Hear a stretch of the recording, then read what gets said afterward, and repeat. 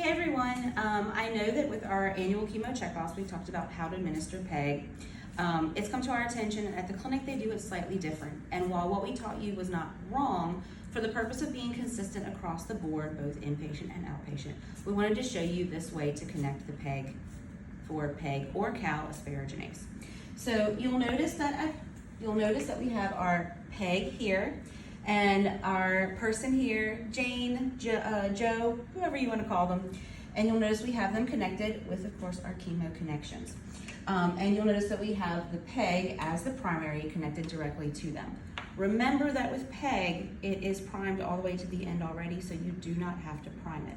Some other things, in case you don't remember from the chemo class, big thing we watched for with asparaginase is allergic reaction. So make sure before you set all this up that you have your crash cart outside the room, that you have your emergency meds ready and pulled up in case you need them. Hopefully you don't, but you want to make sure you're ready to go if something happens. Also make sure you've educated your family.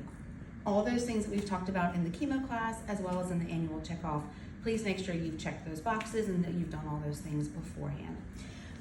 So as far as the actual setup of the line, so you see that we have our PEG, which is the primary line and connected directly to the patient.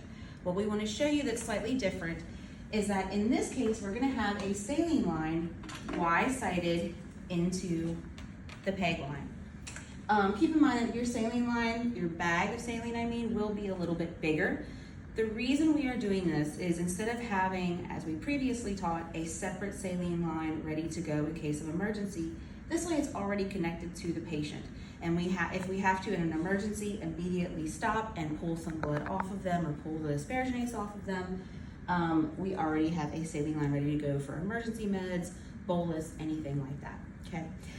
So I wanted to show you firsthand how we would set up the stopcock. So the nearest Y site to the patient on the PEG line, you're going to want to make sure that you have, I would be cleaning, of course, 30 seconds. So there's your PEG line right now, okay? And then to this top part right here, you're going to have your clave and an empty 10 cc syringe. Again, hopefully you don't need this, but this is there in case you need to, in an emergency, very quickly pull the asparaginase out of them. This right here is where you are going to connect your saline line.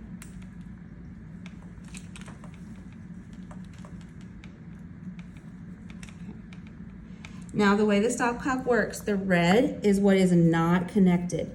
So you'll notice that, again, we hope we don't need it, but you'll notice that the red is blocking this part right here. So what do you do if you do have a reaction? So if you do have a reaction, remember this is your PEG. If you do have a reaction, you're going to want to immediately clamp your PEG line because you don't want that PEG running anymore. And you are going to flip this and you're going to want to pull back as much as you can off of the patient, okay? This includes not only to get the asparaginase out of the line, but sometimes they do want some asparaginase labs that you can draw at the same time. Now, after you've drawn off whatever you're going to draw off, remember that this is saline. So you can then utilize this section, open it up to the saline, and you can run a bolus, you can run whatever you need to through this line. You can also, at that time, use this to connect any medicines if you have to in an emergent situation. So we just wanted to show you the process of how to set it up and what you would use. Again, what we showed you before is not wrong, but this saves a few seconds and also for consistency across the board. If you guys have any questions, of course, reach out to myself or Brandy. And if you need us, you know where to find us. Thanks.